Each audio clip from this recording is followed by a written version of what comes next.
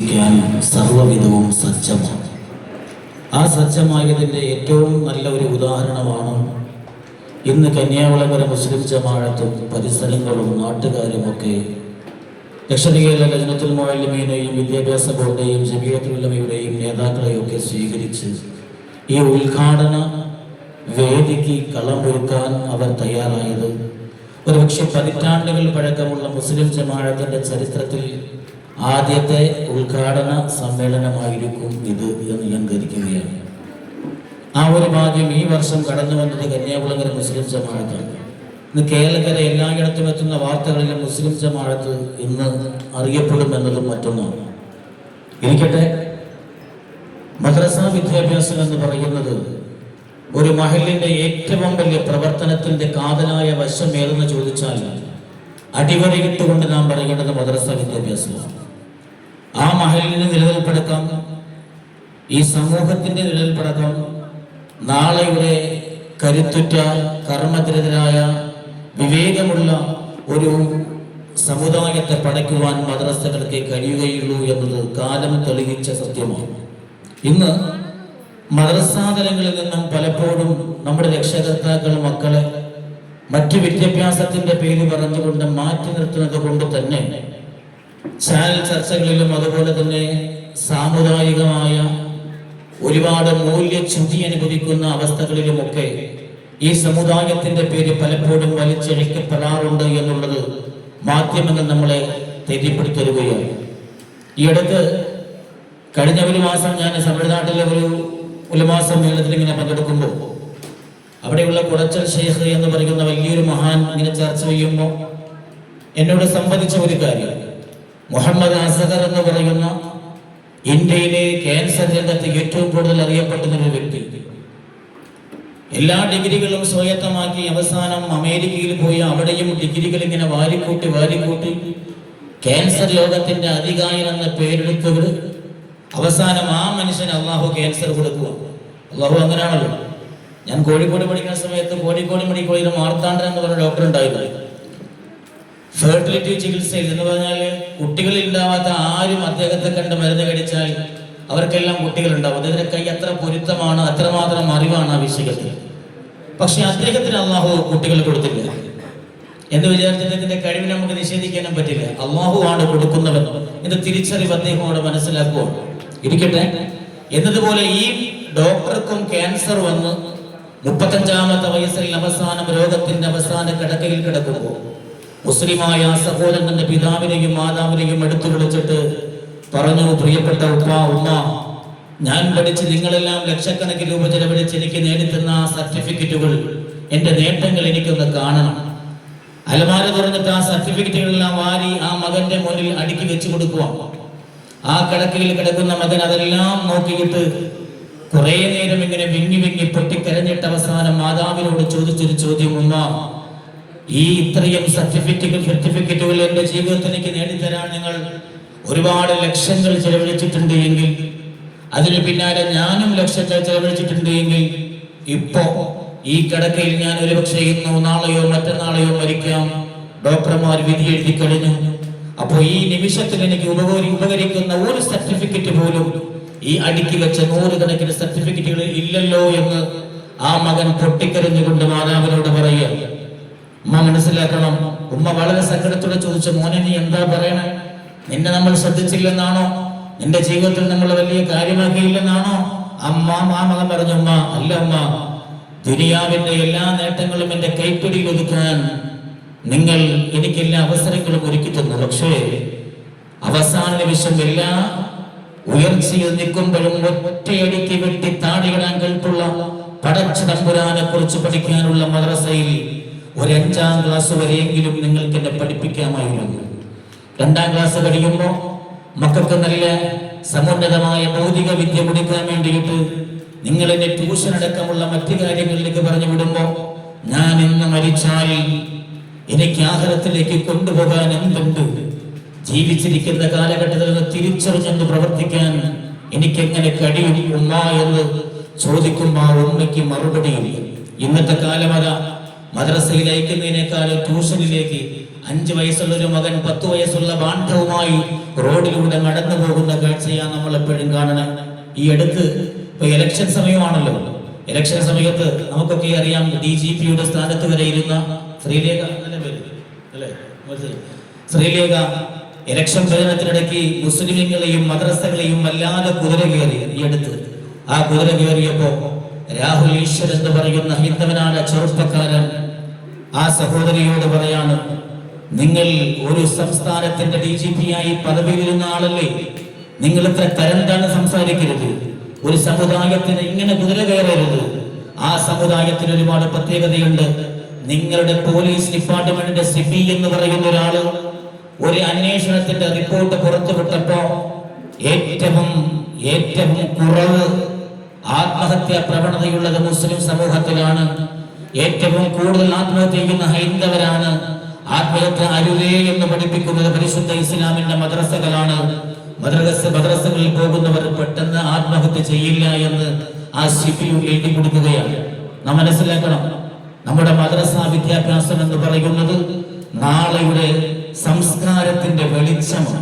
ആ ഒരു തിരിച്ചറിവ് നമുക്കുണ്ടാകണം. എന്നിട്ട് സിബി പറയാണ്, ഏറ്റവും കൂടുതൽ വൃദ്ധസദനങ്ങളുള്ളത് മറ്റു മതങ്ങളില്ല, മുസ്ലിം സമൂഹത്തിൽ വൃദ്ധസദനങ്ങൾ കുറവാണ്. ഈ അടുത്ത് സൗദി അറേബ്യയിലെ ഒരു കോടതിയിൽ ഒരു കേസ് ഫയൽ ചെയ്യപ്പെടുകയാണ്. അസാം ഗാന്ധി എന്ന് പറയുന്നൊരു വയസ്സ് ചെന്നൊരു മനുഷ്യൻ കേസ് കൊടുത്തത് എന്തിനാണെന്നറിയോ? തന്റെ മാതാവിന്റെ പരിചരണം അനിയനും ജ്യേഷ്ഠനും തമ്മിൽ തർക്കമാണ്. ഇന്ന് അനുജനും ജ്യേഷ്ഠനും തമ്മിൽ തർക്കം വയ്ക്കുന്നത് വസ്തുവിനും സ്വത്തിനും വേണ്ടിയാണ്. ഉമ്മാനെ എങ്ങനെ കൊല്ലാം എന്ന് സ്ലോ പോയിസൺ കൊടുക്കുന്ന ഈ കാലത്തിലാണ് ഈ സംഭവത്തിന് വലിയ തിളക്കം വരുന്നത്. ആ ജ്യേഷ്ഠ സഹോദരൻ കേസ് കൊടുക്കുകയാണ്, എന്റെ ഉമ്മാന്റെ പരിചരണം എനിക്ക് കിട്ടണം. അദ്ദേഹം പാവപ്പെട്ടവരാണ്. മുഹമ്മദ് അസീം ഗാന്ധി എന്ന് പറയുന്ന ആ മനുഷ്യൻ പാവപ്പെട്ടവനാണ്. പക്ഷെ അദ്ദേഹത്തിന്റെ സഹോദരൻ നല്ല സമ്പന്നനാണ്, ഭാര്യയുണ്ട്, മക്കളുണ്ട്. പക്ഷെ ഈ ജ്യേഷ്ഠ സഹോദരൻ ഉമ്മാനെ പരിപാലിക്കാൻ വേണ്ടിയിട്ട് കല്യാണം പോലും കഴിച്ചിട്ടില്ല. എന്റെ ജീവിതത്തിന്റെ സേവനം മുഴുവനും എന്റെ ഉമ്മയ്ക്കാകണം, എന്റെ ഉമ്മാനെ അത്രമാത്രം എനിക്ക് സംരക്ഷിക്കണമെന്ന് ചിന്തിച്ചുകൊണ്ട് കല്യാണം പോലും കഴിക്കാതിരിക്കുമ്പോ, എന്നാൽ പിൽക്കാലത്ത് ജ്യേഷ്ഠ സഹോദരന്റെ ഉമ്മാനെ അത്ര ഇങ്ങോട്ട് നോക്കാനുള്ള സാമ്പത്തികമായ കെൽപ്പ് കുറവാണല്ലോ എന്ന തിരിച്ചറിവിൽ അനുജൻ കേസ് കൊടുത്തു. കേസിൽ കോടതി വിളിച്ചു. രണ്ടുപേരുടെയും വാദം കേൾക്കുക. ഈ ജ്യേഷ്ഠന്റെ പൊട്ടിക്കരച്ചിലോടുകൂടിയുള്ള വാദം, കല്യാണം പോലും ചെയ്യാൻ മറന്നുപോയി എന്ന വാദം. ഉമ്മയാണെങ്കിൽ 2 അനുജനും ശേഷം താങ്ങിപ്പിടിച്ച കോടതിയിൽ കൊണ്ടുവന്നത്. അപ്പോ ഈ അനുജന്റെ സാമ്പത്തികാവസ്ഥയും മറ്റുമൊക്കെ കണ്ടപ്പോ കോടതി ഉത്തരവിട്ടു, ഉമ്മ അനുജന്റെ കൂടെ പോയി ജീവിക്കട്ടെ. കാരണം ഉമ്മാനെ നോക്കാനുള്ള സ്വത്തുണ്ട്, സൗകര്യങ്ങളുണ്ട്, ആ ഉമ്മാനെ പരിപാലിക്കാൻ ഭാര്യയുണ്ട്, മക്കളുണ്ട്. ആ വിധി ഇങ്ങോട്ട് വരുമ്പോ ഈ ജ്യേഷ്ഠ സഹോദരൻ ആ കോടതിയിൽ തല ചല്ലിയിട്ട് പൊട്ടി വിങ്ങി കരഞ്ഞു അത്രേ. അത് കണ്ടിട്ട് ജഡ്ജിയും കരഞ്ഞു.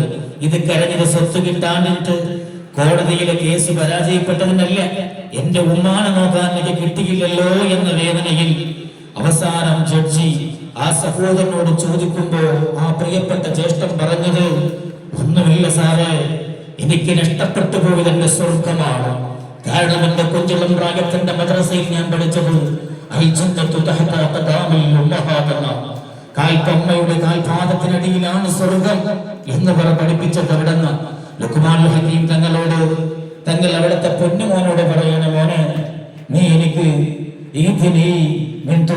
ചെന്ന് സ്വർഗത്തിന്റെ ഒരുപിടി മണ്ണെനിക്കൊന്ന് കൊണ്ട് തരുവോ എന്ന് ചോദിക്കുമ്പോ ഈ മകൻ 9 വയസ്സായ മകൻ നേരെ ഓടിച്ചെന്ന് അടുക്കളപ്പുറത്ത് നിൽക്കുന്ന ഉമ്മാനോട് കാല് മാറ്റാൻ പറഞ്ഞ് ഒരുപിടി മണ്ണ് മാറ്റി നേരെ ഉപ്പാന്റെ കയ്യിൽ കൊണ്ട് കൊടുത്തിട്ട് പറയാണ്, ഇതാണ് ഉപ്പാ സ്വർഗത്തിന്റെ ഒരുപിടി മണ്ണെന്ന് പറയുമ്പോ പിതാവ് ചോദിച്ചു, മോനെ മിൻ ഐന ജിബ്ത ബിഹി, ഇതെവിടെന്നാണ് നിനക്ക് കിട്ടിയത്?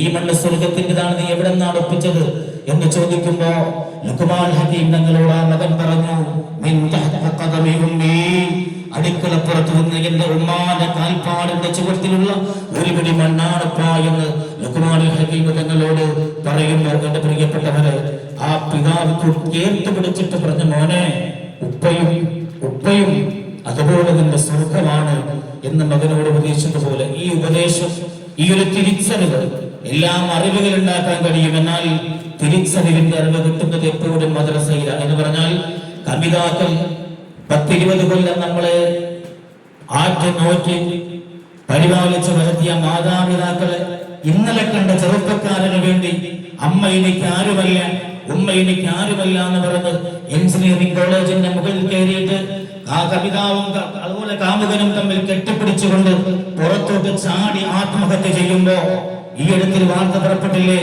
ആത്മഹത്യ ചെയ്യുമ്പോ ചെറുപ്പക്കാരൻ പെണ്ണിന്റെ കാല് തട്ടി പുറത്തിടുക അകത്തോട്ടിടുകയാണ്. കാരണം എന്താ പറയുവാണ്, മദ്രസയിൽ ഞാൻ പഠിച്ചു ആത്മഹത്യ ഇസ്ലാമികമല്ല, ഹറാമാണ്.